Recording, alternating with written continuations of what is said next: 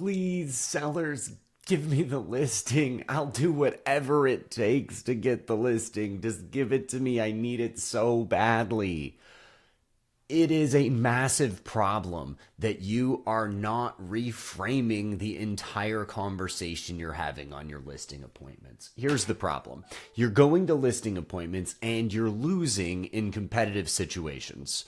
I'm going to change that today by helping you reframe the way that you articulate your services, reframe how you structure the end of that conversation, and how ultimately you ask for and partner with the business, because that is a totally different scenario than begging for the business. And it ultimately gains you respect, increases your professionalism, and it will also help you win more in competitive situations. So let's get straight into how this typically looks.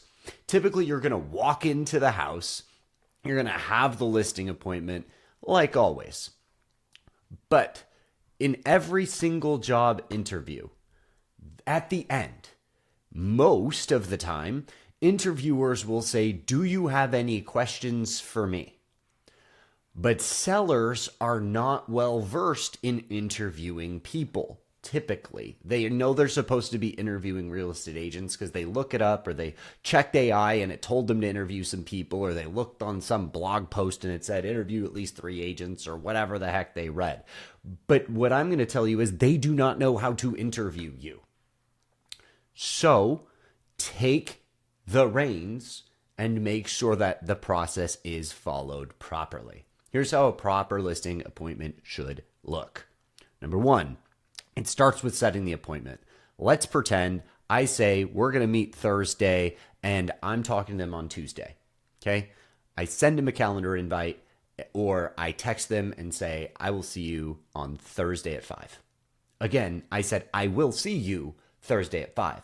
Then the next evening, I will say, I look forward to, because this is Tuesday and the next day is Wednesday. I say, I will look forward to seeing you tomorrow at 5. I'm not asking, are you still free? I'm just saying I look forward to it.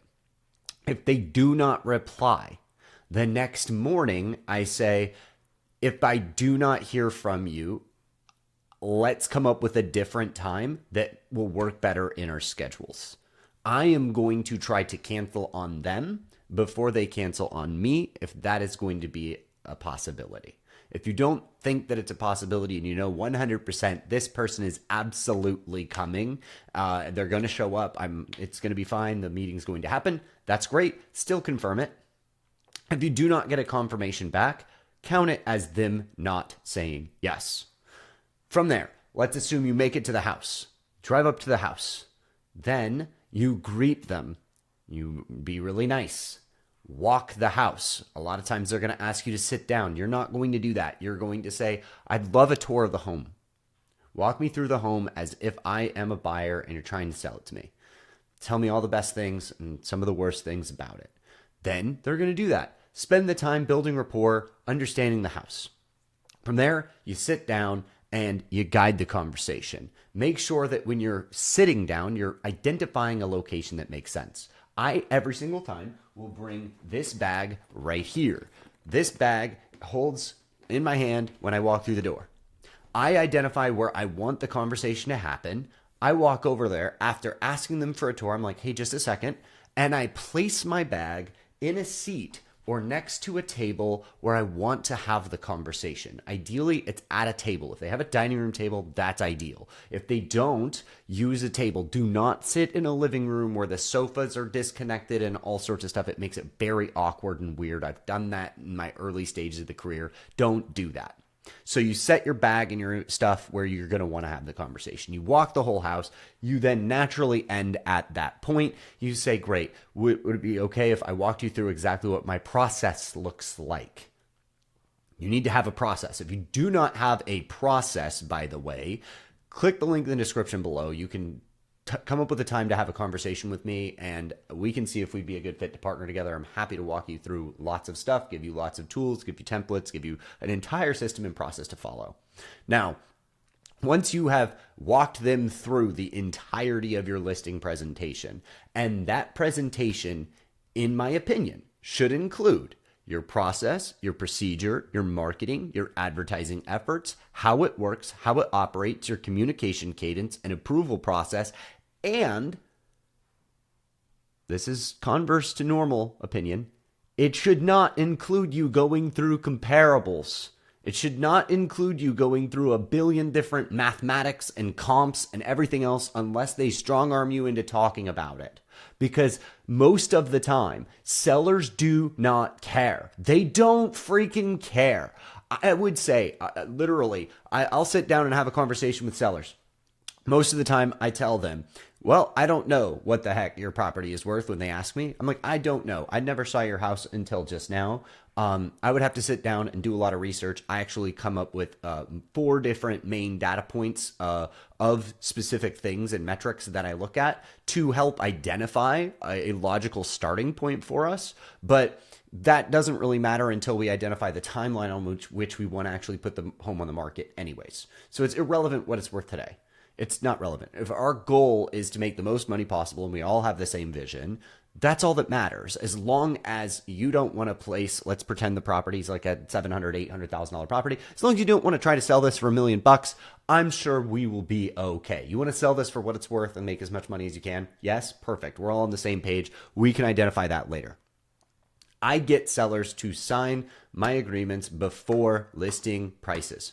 That's not the point of this video, but it's something that if you have questions about, you have a different way about going about it, put your system, your process in the comment section. I'd love to hear why you think I'm right, why you think I'm wrong, and I'm happy to have a polite discourse. That being said, you sit down, you're coming to the end, and you're asking for the business, and this is where agents start to get extremely grovelly. You'll say, please, I'd love the listing, and then they say, what do you charge? And then you freak out, and you're like, would I charge my 3%? Right? And then they go, there's another agent that'll do it for 1. And then all of a sudden, arbitrarily out of nowhere, you go, I'll do it for 2. I'll do it for 2.5. But like, why? There should be a change in services or advertising or marketing to correlate to a reduction in your fees. Because otherwise, it's disingenuous pricing structures. And again, if you want information about how to do that, click the link in the description below. Let's have a conversation. Now, when the title of this video says reframe, what I'm saying of that is make the seller earn your services. Don't earn the listing. Let me say that again. Make the seller earn your services. Don't earn the listing. When I mean that, when you do a normal interview for a job, they're going to ask you, what do you have for questions for us? The seller isn't going to ask that. So you need to be proactive in asking that. And it can sound something like this.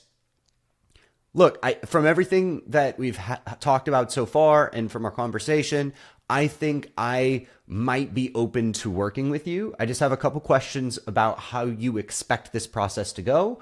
And if all of that sounds good, I look forward to working with you. Totally reframes the entire conversation. They're going to say, okay, yeah, what are your questions? And you say, okay, well, what are your specific ideas around pricing, potential price reductions? How would you go about doing that? They answer, how would you prefer communication to be given? They're going to answer, okay, perfect. You say back and forth. Okay, how do you prefer that I explain showings to you and feedback to you? Do you want it raw? Do you want it filtered? What do you prefer? How do you prefer access to your property? And then after all of the back and forth, you ask all of the questions that are important. Do you expect me to have a conversation with you at 2 a.m.? Very important questions. I know agents don't think about that, but they're very important questions, especially as you start to scale your business. Once you're done with asking the questions, the easiest way to ask for the business is not to ask for the business. It's to assume the business. It's called an assertion frame of the sale. I am going to assume the sale and I'm going to ask them their timeline, right? And you reverse engineer the timeline. They're going to say, right now, this video is coming out in August. Let's say we want to go on the market in 3 weeks. Perfect. You want to go on the market in 3 weeks. Marketing's going to take us 7 to 10 days. And they say, okay, so you want to go on the market in 3 weeks, 7 to 10 days. When will the home be ready for the marketing so that we can get it done in time? Now it's a question about when they want to do the marketing. Okay, it's in a week. Great. So do you think next Thursday would be good to schedule the photographer and the media team? And you just wait.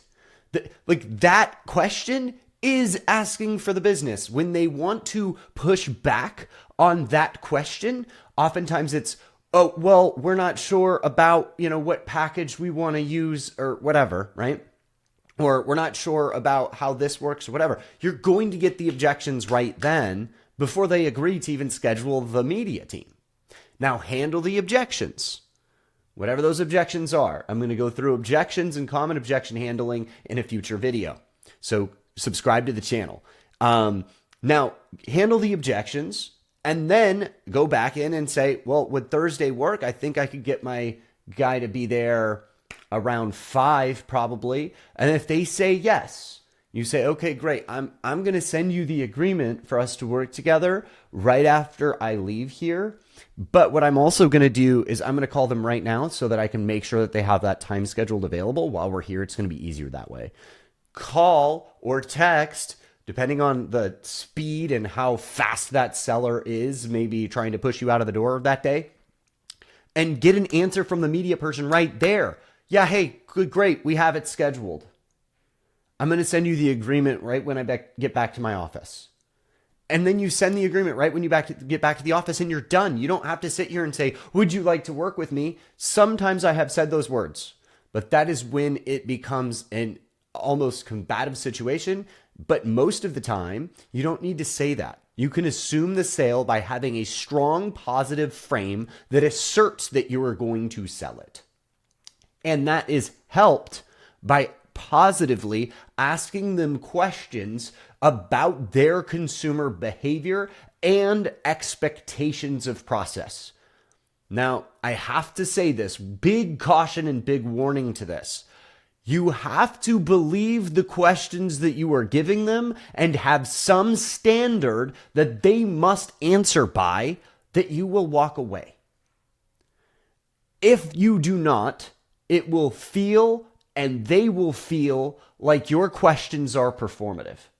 So I urge you, make a set of standards that if they say this, this, or this, I will not do business with them.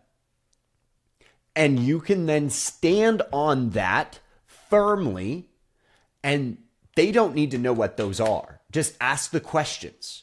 If they say those things, you have to internally know, I will walk away from this business. I will give you an example. The most common is they want to overprice the house.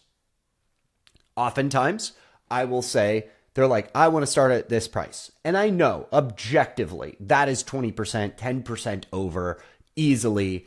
And when we had our pricing conversation, like they were not very amicable to changing it, or they don't have the actual equity to sell it or whatever. I will sit there and just say, I don't think we're going to be a good fit to work together because I cannot do this for you. People hire me to set records, to do amazing marketing and advertising, and I have great track record of results, but I cannot get you what you are asking of me. So I don't think that it's going to be a good fit for us to work together until maybe what we think aligns a little bit better. Now, two things either happen. One of two things. One, they say, well, what do you mean? And then you get deeper into the conversation. You explain what you're talking about. And for example, in this example, I say, you are overpricing your thoughts of what this home is worth. And then maybe they change their mind. Or they say, well, we're going to do it anyways. That's fine. Let another agent take on the business. Let another agent waste their marketing dollars. Let another person deal with it. Let them try the for sale by owner route and not sell the home. And then come back to them and have another conversation once they have realized that they were incorrect. that is the way to do it. So once you have sat back and you've been able to reframe the conversation, you're not just getting interviewed, you are giving an interview to them to apply for your services. If your services have true value and you truly believe in your services, your marketing, your advertising, and your process, there is no reason that you should just give that service to every single person, because there's something called opportunity cost. And if you want to go through anything at all, training, systems, processes, templates, lead systems, open house books, anything, click the link in the description below. Let's have a conversation about potentially partnering up. I look forward to seeing you on the next video. If you haven't already, click that subscribe button.